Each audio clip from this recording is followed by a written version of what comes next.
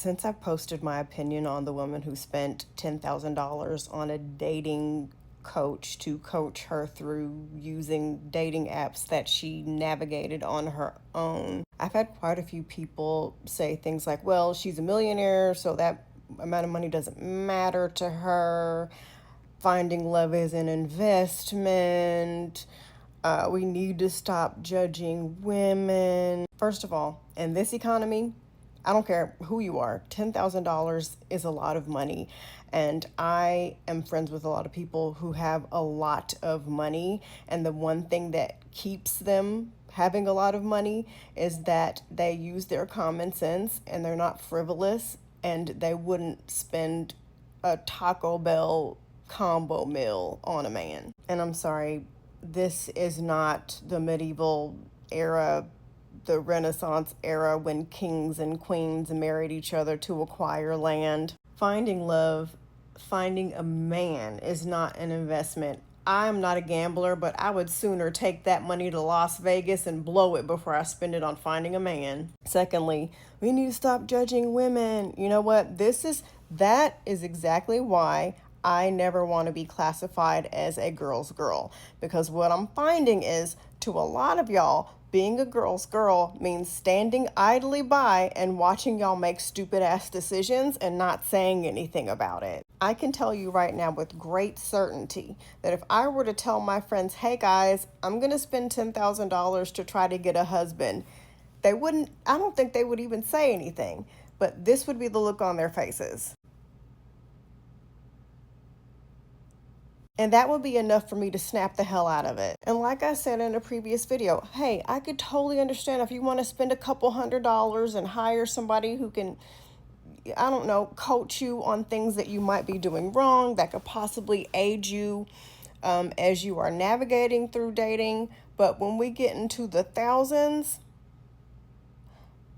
we need not be seeking a dating coach. We need to be seeking a therapist. And don't hit me with the jewels. Sometimes people just want love, love, love. The idea of romance and all that boosty de la caca, I got this from one of my mutuals, but all that stuff was made to make women fall in love with broke men and to comfort women as far as making stupid ass decisions when it comes to relationships. Now, I'm just using this as an example. I'm not saying that this is her situation, but why do women fall in love with broke men?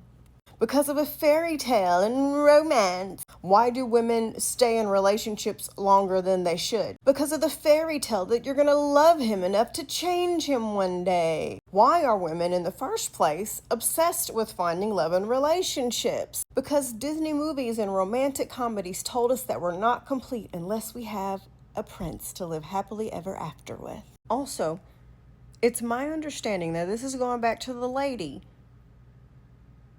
The man didn't spend $10,000 to find her. I used to love watching that show, Millionaire Matchmaker. I used to love it. In that situation, it's more exclusive. There is actually matchmaking going on. Both parties are wealthy. Both parties are putting forth the money to get matched with someone. So yes, Patty was coaching them and giving them advice, but she was also handpicking people to match with the person. And from what I remember from the show, she would orchestrate like little mixers and dates and things like that. So there was a lot going into that. I can understand people doing something like that, but $10,000 for somebody to coach you through how to work Hinge, $10,000 for you to go on hundreds of dates before you found the one, $10,000 when the man probably just rolled over in bed one day and made a profile for free. Now listen, this is no shade to Anwar. Like I said, I love his content. You know, if you are dating, watch his videos for free, please. And you know what? I'm going to say this. If you can get somebody to pay $10,000, I work in sales. If you can get someone to pay you $10,000 for something as simple as coaching them, for acting as their best friend and giving them advice until they find someone, you deserve that $10,000. You know what? I'm not even gonna knock it. You deserve every penny of that money if you can pull that off. But anyway, I'm gonna end the video with this. It's graduation season pretty soon. Okay, it's April. Yeah, depending on what state you're in, it's graduation season already. Instead of paying that kind of money to find love, why not spend that kind of money to help a young black boy or black girl go to college?